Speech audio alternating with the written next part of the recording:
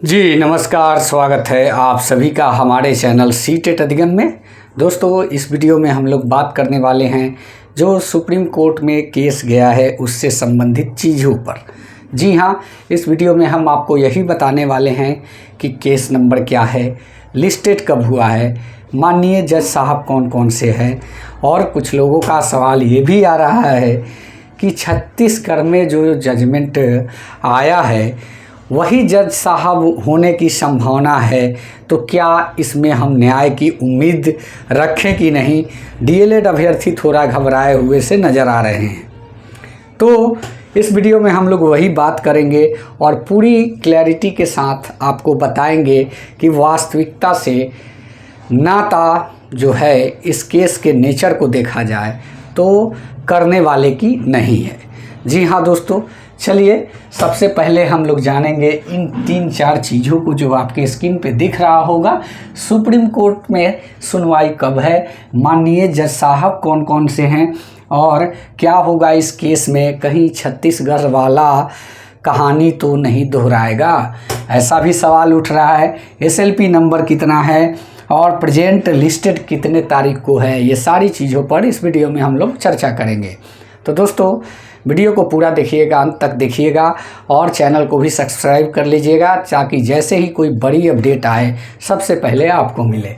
तो चलिए जानते हैं सुप्रीम कोर्ट में क्या सुनवाई कब होनी है। तो सुप्रीम कोर्ट की सुनवाई की अगर बात करें तो इसी महीने सुनवाई हो जानी है, 2-4 दिन के भीतर ही। और अभी जानेंगे आपकी माननीय जज साहब कौन कौन हैं। तो माननीय जज साहब हैं माननीय एएस बोपन्ना सर, और दूसरे जज साहब हैं एम सुंदरेश सर दूसरे जज हैं। और क्या होगा इस केस में, कहीं छत्तीसगढ़ वाला कहानी तो नहीं दोहराएगा। तो देखिए, छत्तीसगढ़ वाले मामले में बातें दूसरी थी। छत्तीसगढ़ वाला में मामला ये था कि जो है मतलब कि सुप्रीम कोर्ट हाई कोर्ट जो होता है उसको ले गया वहाँ पे कि हमारी जो बातें हैं, हमारी पक्ष को नहीं सुना गया, इसलिए हमें सुना जाए, हमें सुनने की, हमारी पक्ष रखने की अनुमति दी जाए। लेकिन यहाँ तो बिल्कुल जजमेंट ही हो गया है, और जजमेंट भी ऐसा है जो सुप्रीम कोर्ट का जजमेंट था उसी को सुरक्षित करके केस डिस्पोज कर दिया गया है। तो वैसे में दोनों केस का नेचर अलग अलग है और यहाँ जो है इन्हें कोई रिलीफ मिलने वाली नहीं है। छत्तीसगढ़ में भी देर आएंगे लेकिन दुरुस्त आएंगे, डीएलएड वाले ही आएंगे, ऐसा कुछ नहीं है। और जब सब जगहों पे बीएड को बाहर किया जा रहा है तो ऐसे में आप यह कैसे सोच सकते हैं कि बिहार सरकार के फेवर में ही जजमेंट आएगा। ये कहीं से भी नहीं दिख रहा है होते हुए दूर दूर तक। हालांकि आप लोग ये भी जानते हैं कि प्राइमरी में सीट जो आपको दी गई 80,000, लेकिन यहाँ बताया गया है एसएलपी में 1.5 लाख प्राइमरी में सीट। तो आप यह बताइए कि यहाँ जो तथ्यों को छुपाने का, कोर्ट को भटकाने का कार्य किया गया है, बहुत सारी चीज़ें हैं जो मतलब कि गुमराह करने वाली वर्क है। वो सारी चीज़ों को जब हमारे डीएलएड के वकील रखेंगे तो ऑटोमेटिक है कि ये कमज़ोर पड़ते चले जाएंगे। तो घबराने वाली बात नहीं है।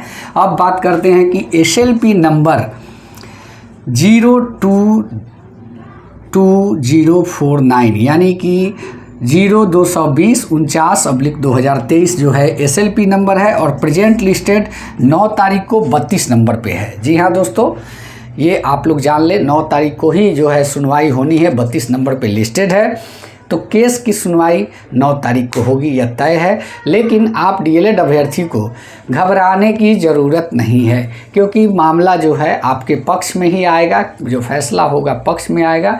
एकजुटता और संयम का परिचय दे, ज़्यादा डरने की आवश्यकता नहीं है क्योंकि मामला जो है ऑलरेडी डिस्पोज्ड हो चुका है। अब इसमें जो है एक बार फिर देख के इसको डिस्पोज ही कर देना है, ऐसा नहीं है कि कुछ होने जाने वाला है।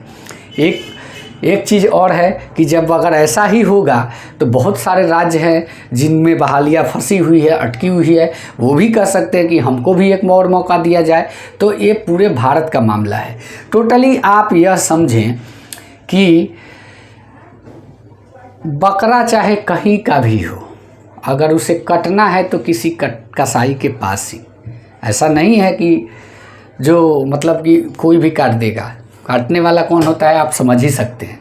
तो इसमें कोई घबराने वाली बात नहीं है। यह वीडियो अच्छा लगा है तो चैनल को सब्सक्राइब करें। धन्यवाद। जय हिंद, वंदे मातरम।